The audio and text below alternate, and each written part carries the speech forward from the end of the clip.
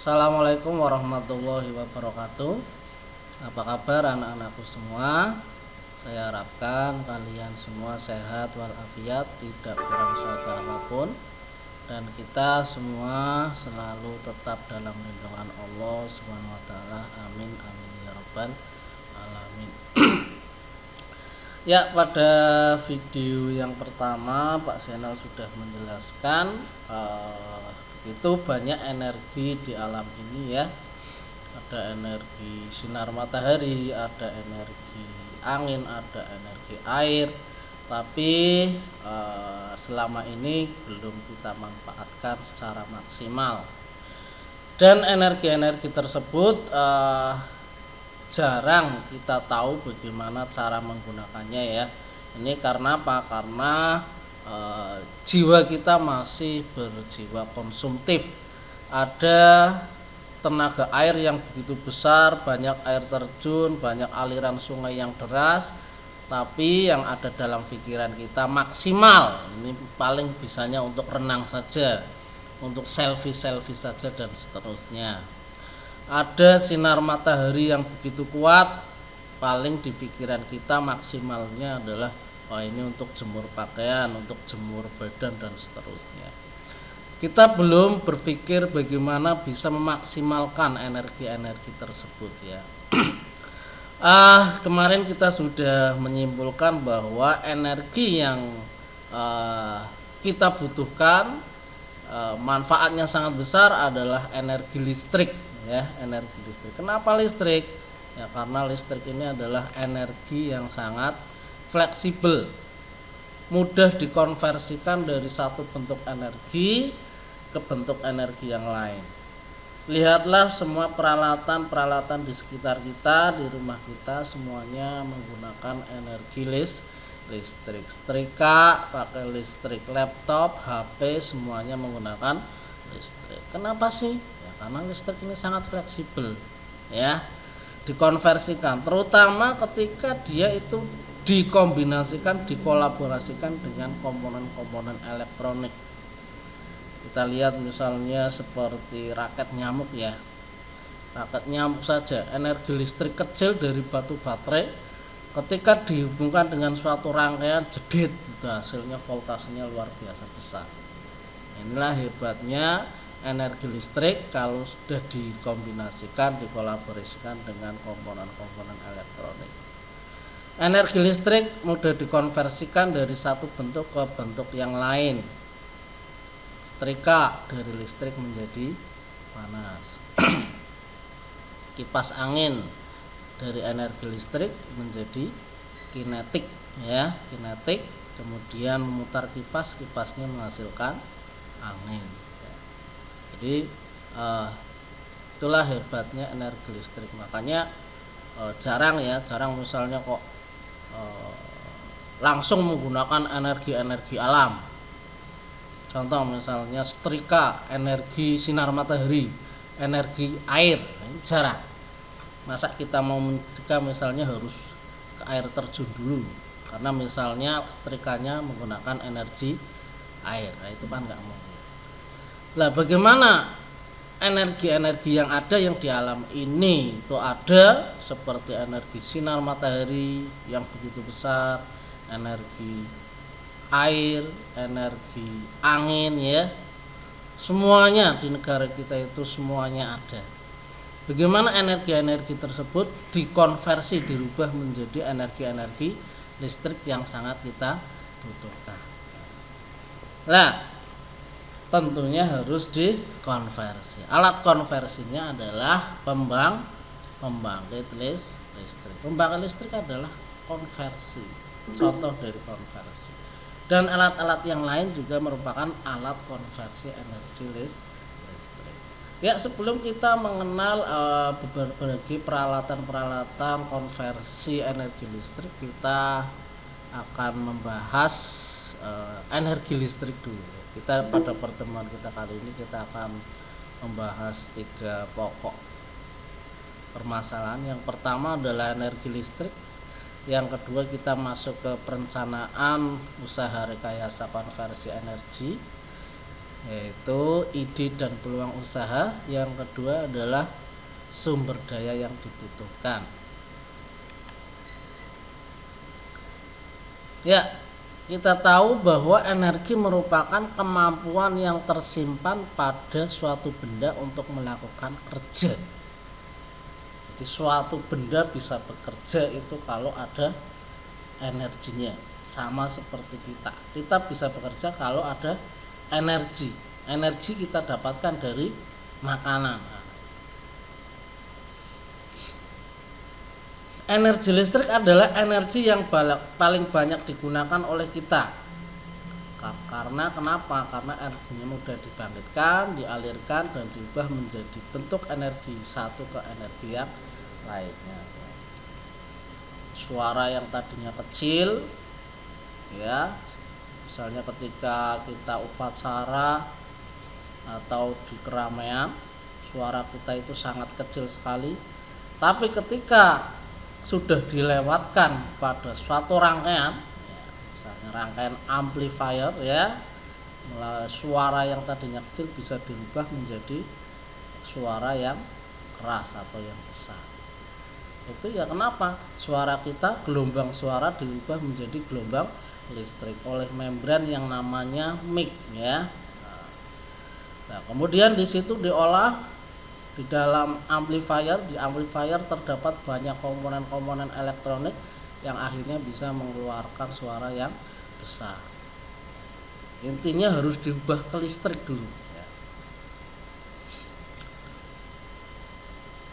Sensor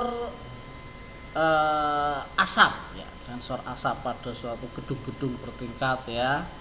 Di kantor-kantor biasanya ada sensor asap ketika ada kebakaran, ya.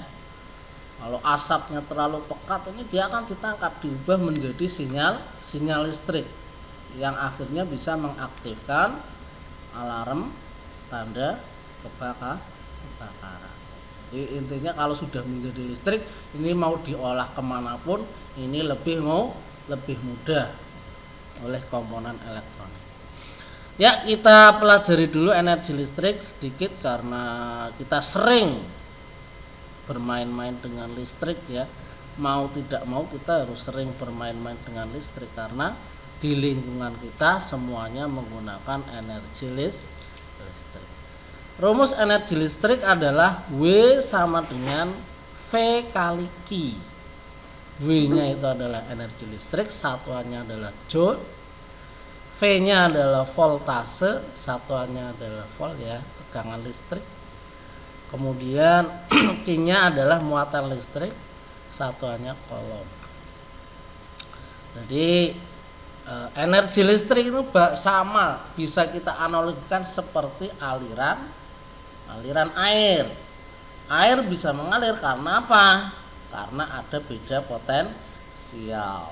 Ada bagian yang tinggi, ada bagian yang rendah. Air mengalir dari bagian yang tinggi ke bagian yang rendah. Arus juga sama, listrik juga sama. Harus ada kutub-kutubnya, harus ada beda potensialnya. Tanpa beda potensial, listrik tidak bisa mengalir.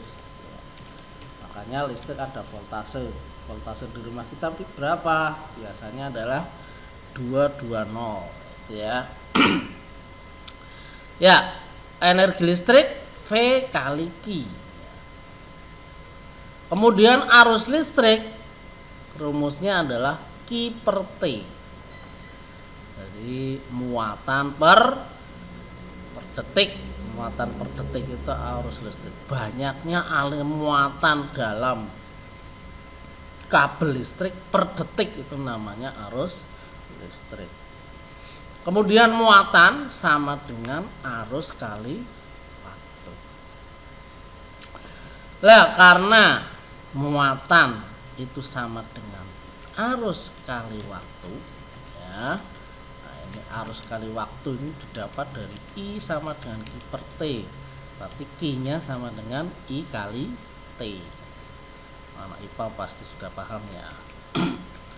Sehingga V-nya bisa kita kembangkan, rumusnya menjadi V kali I kali T.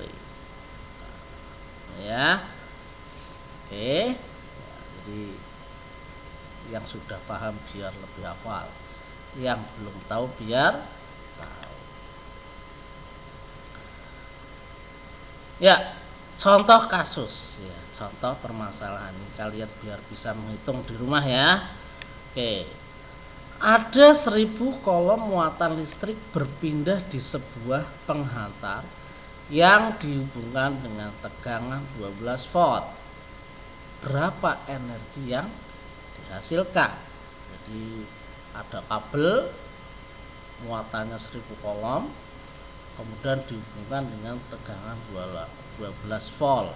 Energinya berapa? Nah, oke, langsung ya.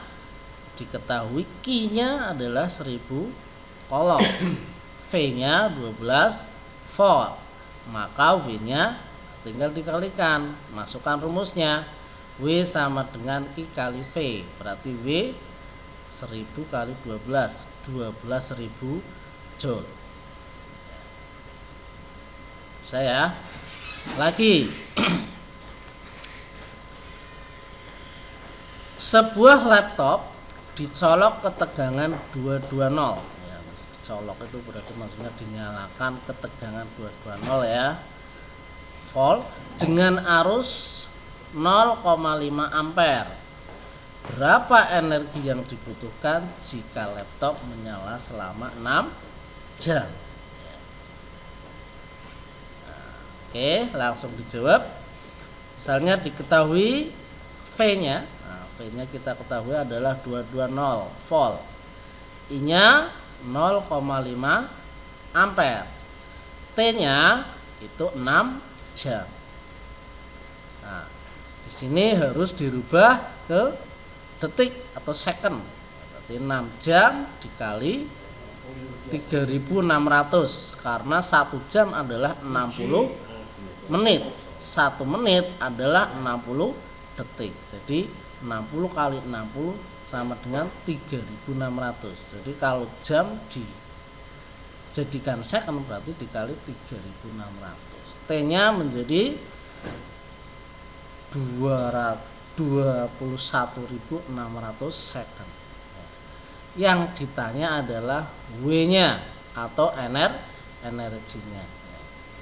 Jadi W sama dengan V kali I kali T. V-nya 220, I-nya 0,5 ampere, T-nya adalah 21600. Maka ketemu 2376 kilojoule. Ya, itu ya. Ya, oke. Kemudian kita akan belajar lagi menghitung biaya listrik di rumah. Ini biar tahu bahwa ternyata dana yang harus kita bayarkan untuk membayar energi itu besar. Ya. Ini baru listrik, belum energi-energi yang lain. Bagaimana gasnya ya, bagaimana BBM-nya dan seterusnya. Ini baru listrik dulu. Lah, tujuannya apa? Setelah kalian tahu nanti betapa besar energi yang harus kita bayar, biar jiwa wirausaha kalian itu tumbuh. Untuk ngirit itu gimana? Untuk mengurangi beban pembayaran listrik itu. Mestinya kalau kalian jiwa wirausahanya sudah tumbuh itu akan berpikir bagaimana ya supaya ngirit. Ada energi alam, ada energi matahari, ada energi angin, ada energi air.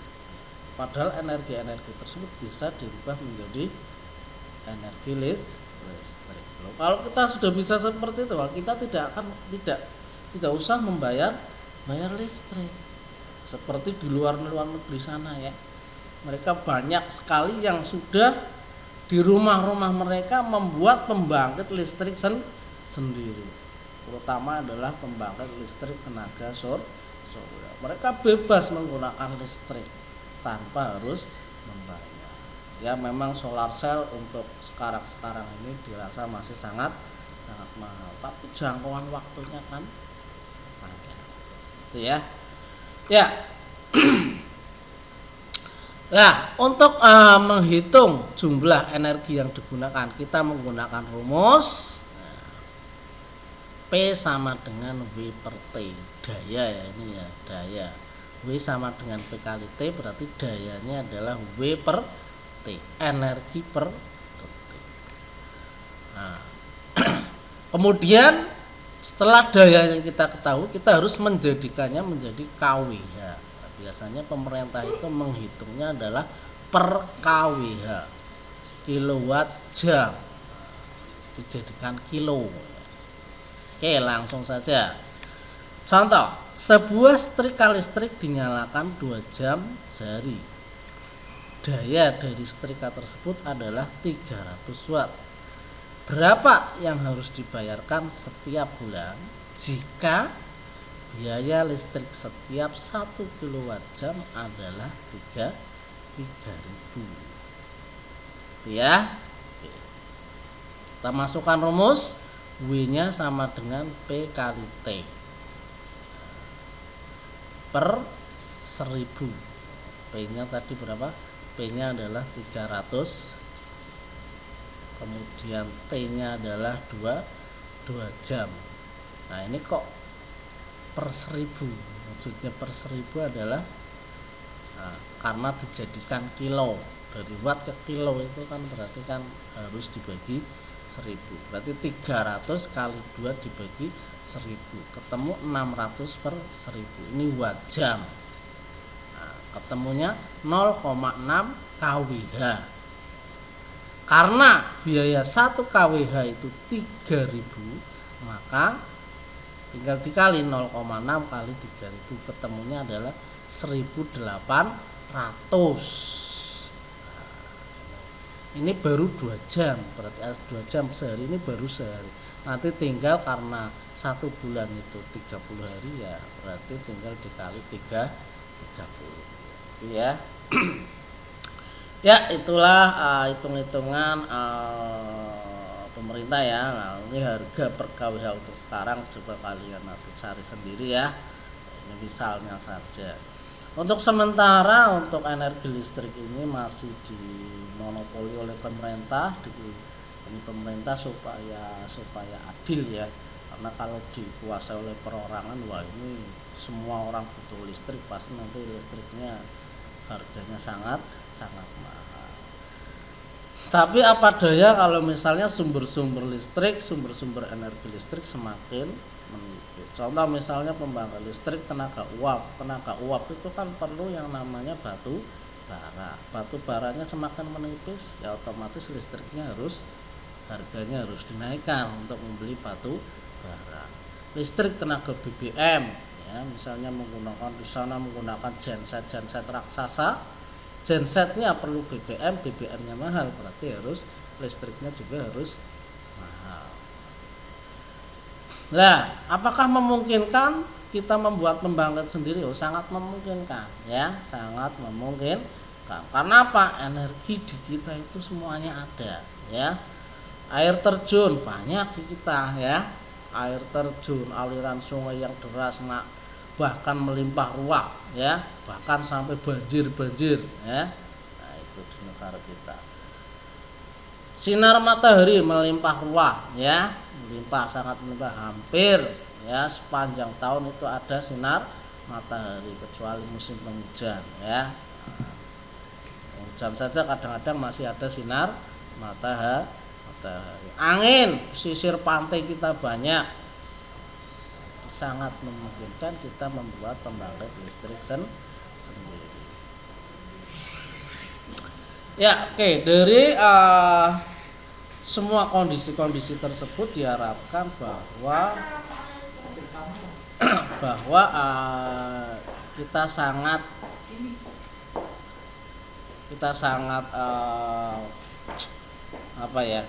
sangat mungkin sekali membuat pembangkit listrik sendiri. Tujuannya adalah untuk apa? Ya untuk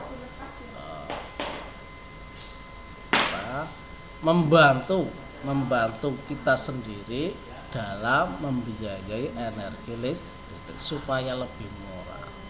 Ya, jadi kalau kita punya pembangkit listrik sendiri kan kita tidak usah membayar listrik, gitu ya, membeli listrik dari pemerintah. Oke. Ya, oke.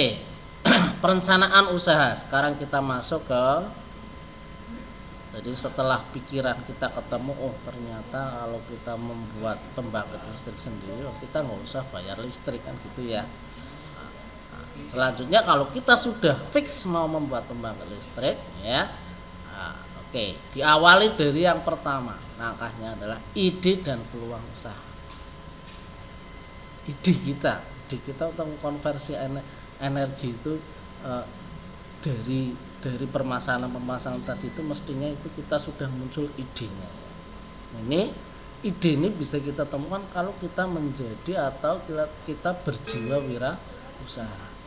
Tapi kalau kita itu masih berjiwa konsumtif, selamanya kita tidak akan pernah memiliki ide seperti itu. Tadi sudah saya gambarkan paling banter-banternya kalau ada aliran sungai yang deras, ada air terjun, paling banternya untuk selfie, untuk mandi bareng, ya kan gitu ya, untuk wisata. Tidak pernah terlintas di benak kita untuk membuat pembangkit listrik atau memanfaatkan ke yang lebih maksimal lagi. Peluang usaha, kira-kira peluang usaha ke depan itu untuk energi bagaimana? Wah, sangat besar. Siapa sih yang tidak memerlukan energi? Bahkan kalau kita bisa menguasai energi, wah, udah luar biasa. Konon katanya konon ya, itu suatu saat nanti akan terjadi peperangan itu dalam rangka memperebutkan energi. Jadi energi semakin kesana itu jelas peluangnya semakin besar. Kalau kita bisa membangkitkan sumber-sumber energi, apalagi energi listrik, semua orang perlu, ini luar biasa. Ya, di alam kita tahu di sini ada energi air, ada energi surya, energi angin, energi uap, dan kita punya semua. Jadi tunggu apa lagi? Kalau tidak sekarang, kapan? Kemudian berikutnya adalah setelah ide adalah sumber daya yang dibutuhkan. Sumber daya. Jadi ide sudah punya, sumber daya harus didukung. Punya apa tidak? Kalau baru ide saja sumber daya tidak punya, ya alias ngimpi, ya. Jadi sumber daya juga harus kita lihat. Ketika kita mau berwirausaha, ini sumber daya itu harus kita lihat. Jangan semuanya mau berwirausaha, semuanya modalnya utang semua, waduh banyak ya. Ini sumber dayanya harus dilihat. Sumber daya yang perlu kita lihat apa saja? Yang pertama ada manusianya, kompetensi kita untuk berwirausaha di bidang itu seperti apa. Jangan sampai kita mau berwirausaha di bidang itu tapi kita belas tidak tahu sama sekali. Nanti bisa-bisa kita dibohongi oleh karyawan kita, ya. Kita harus tahu lah. Jadi jangan hanya uang saja kita punya tapi kemampuan tidak ada. Jadi karyawan kita termasuk kita sendiri, kemampuan kita merupakan suatu aset, merupakan sumber daya yang harus selalu kita jaga. Dan pepatah bilang kalau sudah tiada baru terasa. Kalau misalnya kita punya karyawan yang baik, kemampuannya bagus, ya harus dijaga, ya. Supaya apa ya? Supaya ya betah, supaya ya sejahtera. Kalau enggak, mereka pergi sudah, ya. Ini sumber daya kita akan berubah. Kemudian uang. Jadi untuk berwirausaha juga perlu uang. Uang memang bukan segalanya, tapi dengan uang kita bisa berbuat banyak, ya. Jadi kalau bisa mau berwirausaha ya harus ada uang, jangan modalnya utang semua, ini nanti akan terlalu berat. Kemudian material bahan-bahan untuk menunjang suatu usaha kita, karena material ini sangat berpengaruh pada pembiayaan nanti produk yang kita hasilkan. Kalau materialnya mahal, otomatis produknya menjadi mahal. Kalau harganya mahal, otomatis nanti yang membeli, nah ini juga akan menurun. Jadi material ini juga harus diperlukan. Kalau sudah punya material, ya materialnya dijaga, jangan kita rajin membeli material, setelah dibeli materialnya tidak pernah dijaga, akhirnya apa? Rusak. Kalau rusak, kita harus beli lagi, harus mengeluarkan uang. Kemudian mesin kita, peralatan kita, tool ya. Tool kita ini juga merupakan suatu sumber daya yang dibutuhkan kita. Aset. Mesin ini kita juga harus menjaga. Lakukan maintenance ya, perbaikan bekal. Supaya apa? Supaya awet, usianya lama. Kalau usianya lama awet, nah, kita nggak usah beli mesin lagi, karena beli mesin itu kemudian metode itu berarti manajerial ya, kemampuan metode manajerial yang bagus. Nah, ini sangat luar biasa, ini juga merupakan suatu aset sumber daya. Kemudian market pasar, konsumen, nah ini juga merupakan aset kita, sumber daya yang harus kita jaga. Makanya apa? Makanya kalau kita lihat suatu perusahaan besar, marketnya selalu dijaga. Beli satu dapat dua, bonus ya, kemudian macam-macam fasilitas kemudahan yang lain. Tujuannya apa? Tujuannya ya tadi ya, supaya menjaga sumber daya. Ya, ini masuknya ke market.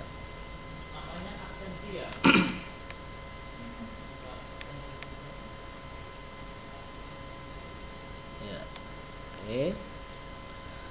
Ya, saya rasa itu dulu untuk pertemuan kita.